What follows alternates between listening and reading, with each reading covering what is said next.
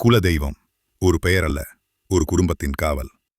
உங்களுக்கு உங்கள் குலதெய்வம் பிடிக்குமென்றால் லைக் செய்யுங்கள். பண்டைய காலத்தில் ஒவ்வொரு ஊரிலும் ஒரு தெய்வம் இருந்தது.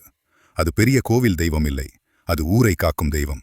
நோய் வந்தால், வறட்சி வந்தால், வெள்ளம் வந்தால், எதிரி வந்தால் மக்கள் ஓடியது ஒரே இடத்துக்கு, அந்த ஊர் தெய்வத்திடம்.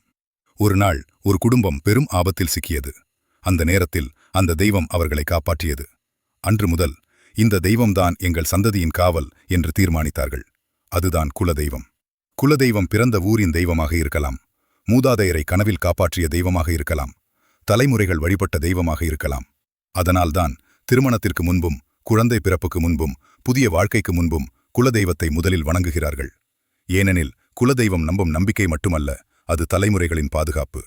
குலதெய்வத்தை வருடம் ஒரு முறையாவது சென்று வணங்குங்கள், உங்கள் வாழ்க்கை செழிப்பாகும்.